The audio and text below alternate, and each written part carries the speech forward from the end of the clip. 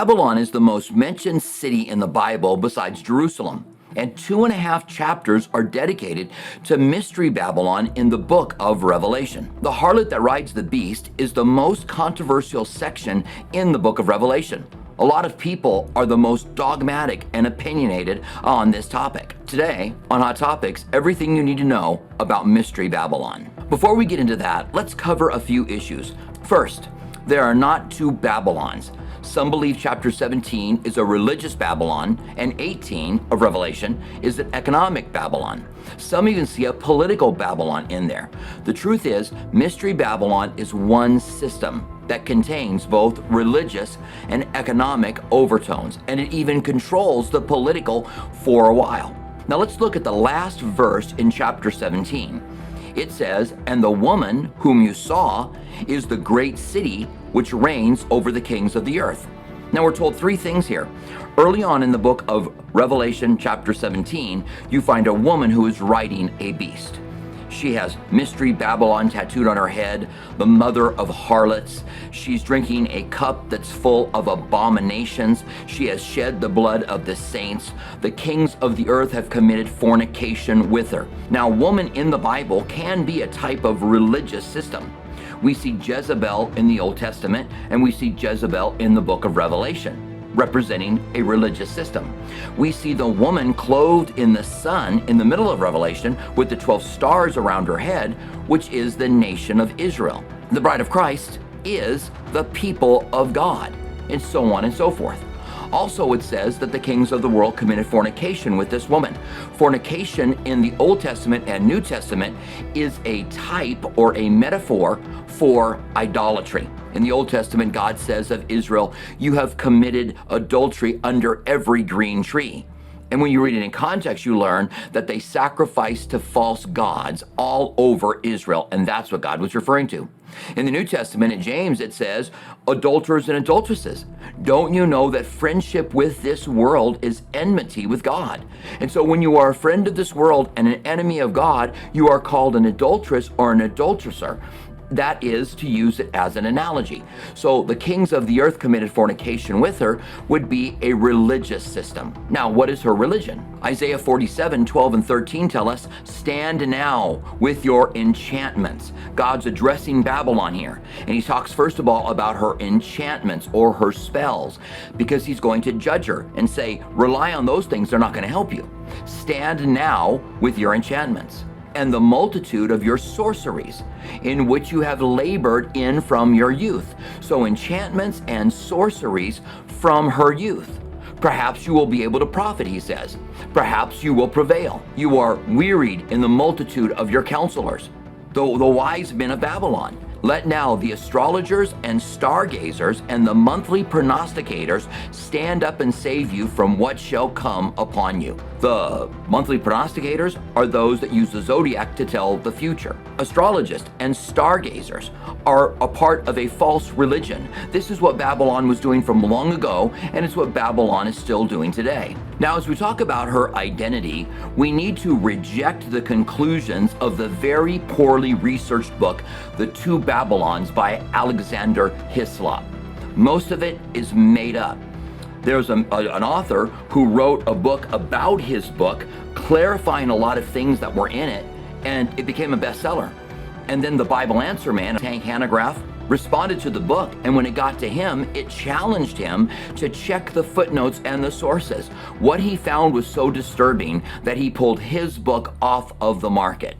And it was a bestseller because what's in the book isn't true. And when you're studying Mystery Babylon, you'll go and you'll hear people say things like Nimrod was married to Semiramis and had Tammuz, and Ishtar is Easter, and Saturnalia is Christmas. That all comes from this book, and it's all not true. It's very poor connections. Ishtar, it is not what Easter is. Easter came from a Germanic word, and we could go on. Just reject that book because it cannot be trusted.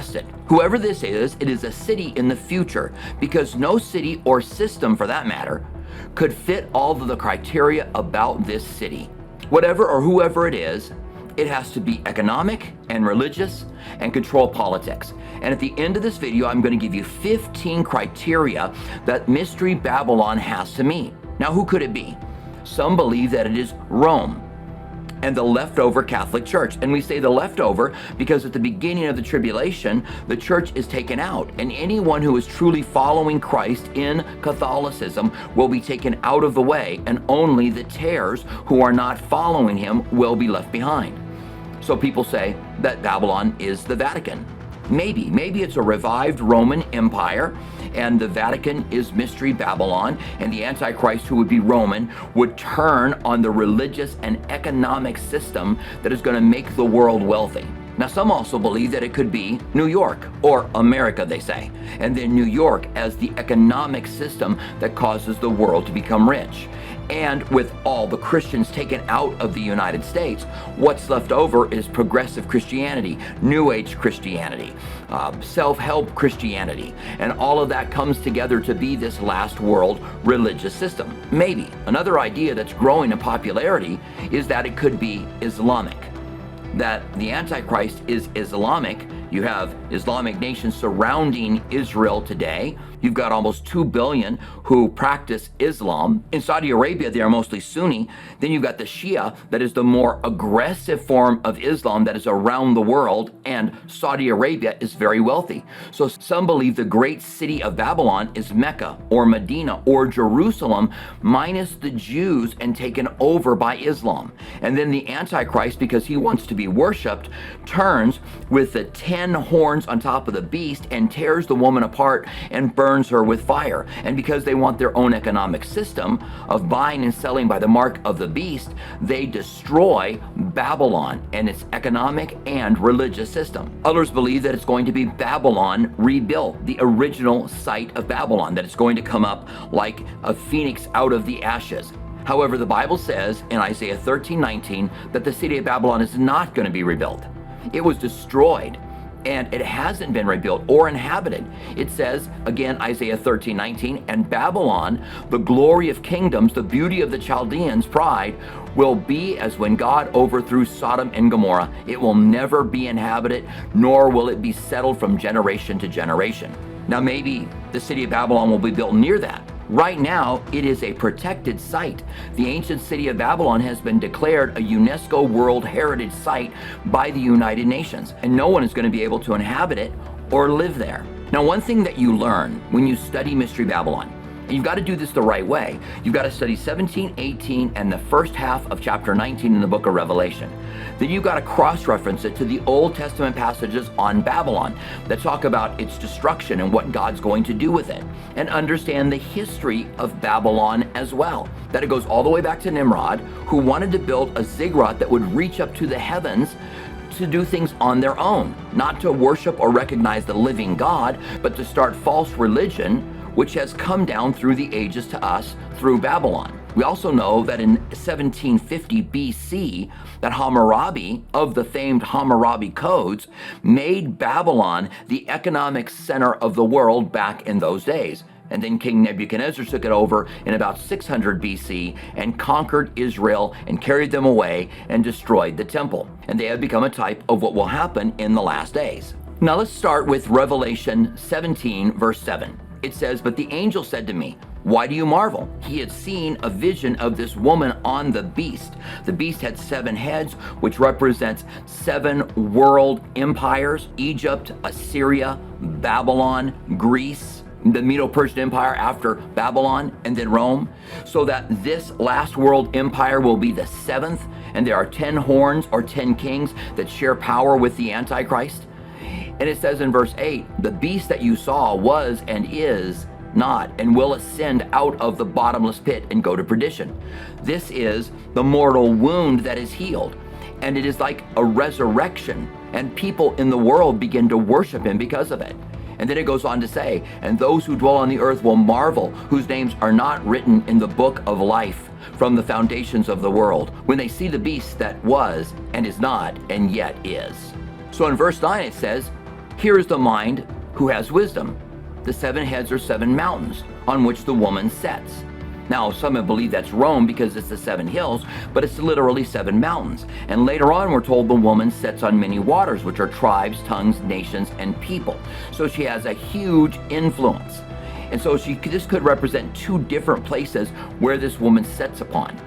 there are also 7 kings. And these kings represent kingdoms. They are the world kingdoms that are represented by the heads of the beast, the one world economic system, who is controlled by the Antichrist, which is also called the beast. Now Revelation 17:1 says, "And one of the 7 angels who had the 7 bowls came and talked to me, saying, 'Come, I will show you the judgment of the great harlot who sits on many waters.'" And again, we're told the waters are tongues, tribes, peoples.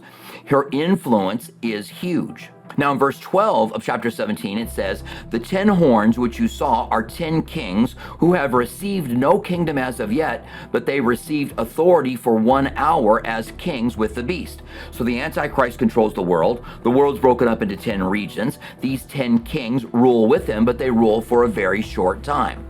Then it says in verse 13, chapter 17 of Revelation, "These are of one mind, and they will give their power and authority to the beast," to the Antichrist.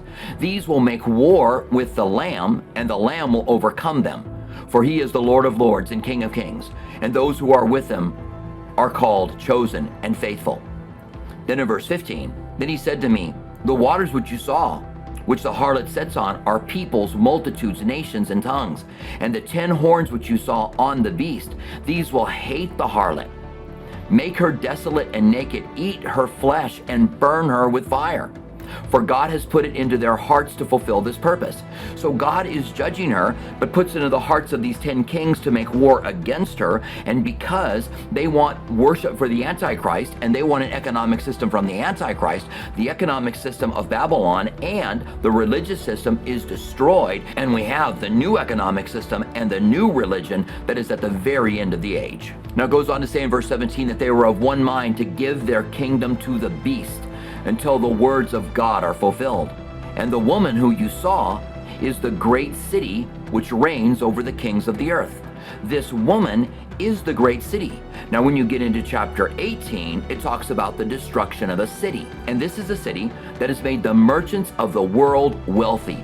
And they stand off and they mourn because she is destroyed. And it talks about all the goods that she sells, which is even the bodies and the souls of men, it says. And then it says that the ships who have been made rich by this mystery Babylon stand at afar off and cry and throw dirt in the air because she is destroyed in a moment. So she is brought to economic ruin, and she lived luxuriously. Now here's the thing. When you put all the criteria that's out there in these chapters, in the Old Testament, in the history of Babylon, then you don't find anything that fits all of those criteria. So the people who say, it's Babylon, it's Jerusalem, it's New York, it's the United States, it's Reveal Babylon, are just making a stand. It's almost like sometimes pastors feel like they have to have a dog in the hunt and can't just say, these are possibilities, and one day we will see what really happens. But we're going to be familiar with it because we know enough of it. Now let me give you the criteria that we find taking chapters 17, 18, and part of chapter 19 and putting them together. Number 1, Babylon is a great city. This is probably not a metaphor, because it says the city is destroyed in an hour and the smoke of the city goes up forever and ever. So it's a city that is destroyed. The second is that the nations are ruled by her. This is why it can't be the Vatican today, or New York today, or Babylon today, or Jerusalem today, or Mecca today, because they don't rule over the earth. The nations are ruled by her. She will rise to such power economically and religiously, and she's riding the beast, which means she's controlling the Antichrist, and she controls the entire world. Nothing fits that criteria today. And then it goes on to say, the kings of the earth will commit fornication with her, which means they'll worship false gods through her. The merchants of the earth will become rich through her in the abundance of her luxury. The blood of the saints is shed by her. Now this fits with Islam today, who has killed many Christians and is killing many today. This is one of the reasons that as I've done more study on this, I'm kind of getting more interested in that. I'm not saying that I'm there yet in believing that's the case, but I am getting more interested in it. It also says that she sits on many waters, which is peoples, multitudes, nations, and tongues.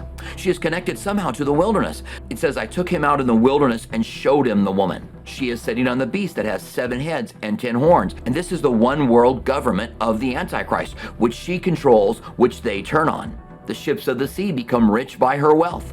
So there's this economic boom that happens during the tribulation period. God's people are called out of her. God says at one point, come out of her, my people. This would be the tribulation saints who were saved after the church had been caught up to meet the Lord in the air before the tribulation period. God said, I will keep you from the hour of testing that will come upon the whole world. Revelation 3:10.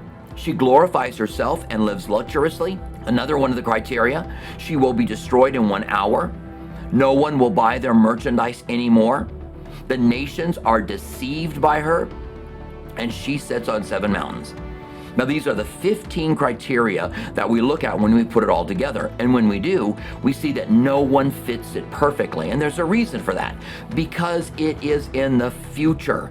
If it's the Vatican, it's the future Vatican minus Christians. If it's the Vatican and Rome, then we'll see that unfold. If it is Islam and Mecca or Medina, or maybe the line, a new city being built in Saudi Arabia, then we'll see that unfold. If it is America, which I don't believe it's going to be, and New York being the economic headquarters, we'll start to see that unfold. But we can know exactly what this woman is and does and looks like, so that when it begins to unfold, we'll see it clearly.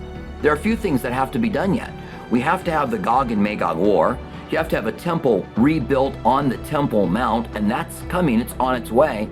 And then you have to have the rise of Mystery Babylon. And no wonder we have a hard time figuring out what it is. It's a mystery. But the closer we get, the more we're going to see it. And one day, maybe before we're taken out of here, God will begin to reveal these things to us. If he doesn't, then it will be made clear once we're gone. God bless you guys. We'll see you next time on Hot Topics.